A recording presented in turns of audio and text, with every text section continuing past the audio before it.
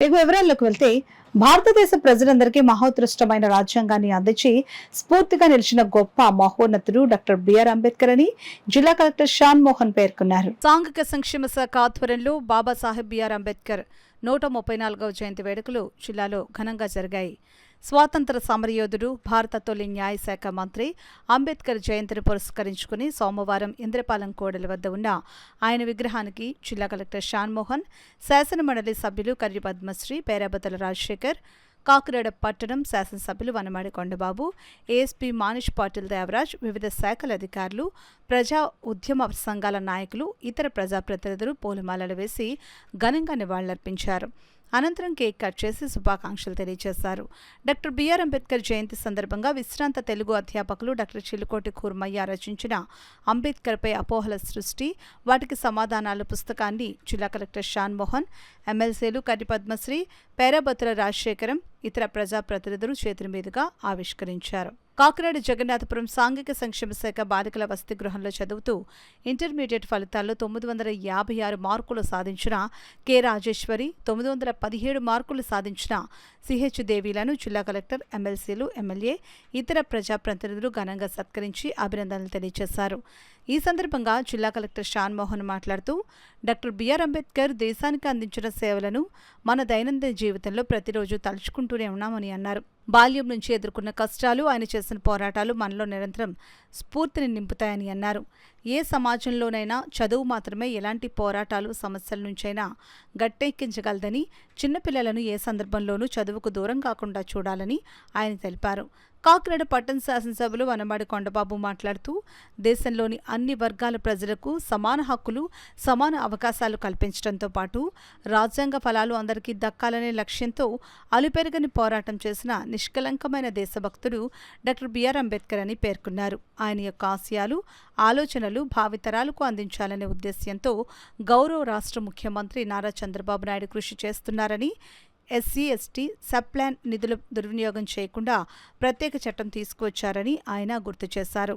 కాకినాడలో సాంఘిక సంక్షేమ శాఖ ఆధ్వర్యంలో నిర్వహిస్తున్న వసతి గృహాల అభివృద్ధికి తన వంతు కర్తవ్యంగా కృషి చేయడం జరుగుతుందని ఎమ్మెల్యే కొండబాబు తెలిపారు. కార్యక్రమంలో సాంఘిక సంక్షేమ శాఖ in charge JD G Srinivasarao, SC corporation ED J Satyavathi, Mala corporation director Kollabathula Apparao, వివిధ ప్రజా ఉద్యమ సంఘాల నాయకులు తదితరులు పాల్గొన్నారు. బాబాసాహెబ్ అంబేద్కర్ ఆశయాలు, ఆలోచన విధాలు నెరవేర్చుకుంటూ ముందుకెళ్ళడం జరుగుతుంది.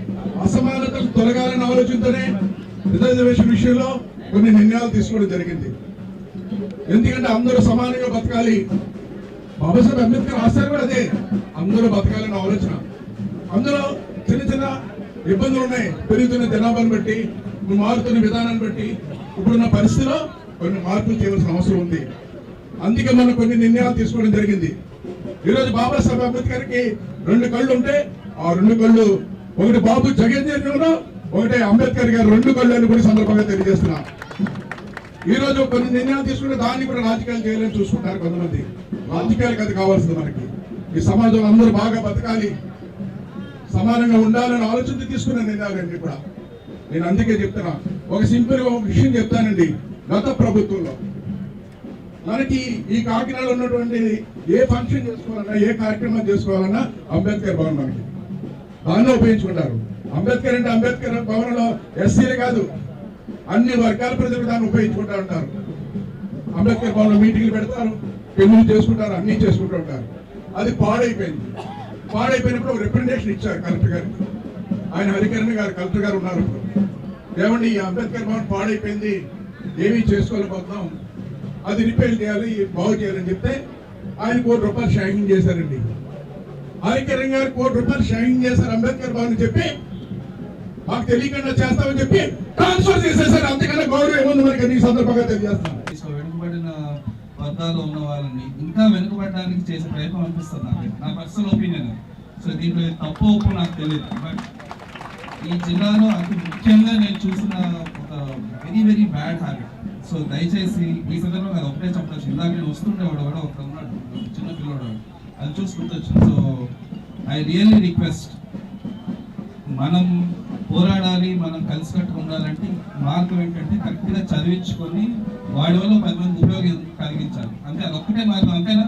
ఏ కమ్యూనిటీ బాగుపడినా అలానే బాగుపడింది. ఇక్కడే కదా ఏ దేశంలో అయినా కూడా. సో దయచేసి పిల్లల్ని ఇలాంటి పనికిమాల వాటిల్లో ఇన్వాల్వ్ చేసి వాళ్ళని ముందు పెట్టి వాళ్ళని పాడు చేయొద్దని చెప్పి మనస్ఫూర్తిగా ఈరోజు ఈ సందర్భంగా అందరినీ కోరుకుంటూ నాకు ఈ అవకాశం ఇచ్చిన ప్రతి ఒక్కరిని ఏమైనా తెచ్చుకుంటుంటే సారీ, బట్ పర్సనల్ ఒపీనియన్ వాళ్ళు చూస్తే బాధేస్తుంది యాక్చువల్లీ. రేపు వాడికి మళ్ళీ స్కూల్కి పోతుంది, నేను ఇంకోసారి వెళ్తాను, వాడు ఏదో బిర్యానీ ప్యాకెట్ పెడుతున్నాడు, లేకపోతే వాళ్ళు ఏదో డాన్స్ వేస్తున్నారు, నన్ను భుజాన్ని ఎత్తుకుని అందరిని తిట్టిన వాడు హీరోగా ఫీల్ అవుతాడు, అంతేనా? ఇంకా దానికే పనికి వస్తాడు వాడు, ఇంకా దేనికి పనికిరాడు వాడు. సో దయచేసి పిల్లల్ని అలా ఇన్వాల్వ్ చేయకుండా నిజంగా స్ఫూర్తి నింపాలంటే చదివించాలి. ఇంట్లో వీలైతే ఆయనకు సంబంధించిన పుస్తకాలు ఎక్స్ప్లెయిన్ చేయండి, ఏదైనా మనం ఎలా పోరాడాలో ఎక్స్ప్లెయిన్ చేయండి. అంతే తప్పితే ఈ రోడ్ల మీద పడి తిరగడం వల్ల పెద్ద పిల్లలతో, నా ఉద్దేశం పిల్లలతో పెద్ద ఉపయోగం ఉండదు. సో దయచేసి అందరూ గమనిస్తారని కోరుకుంటూ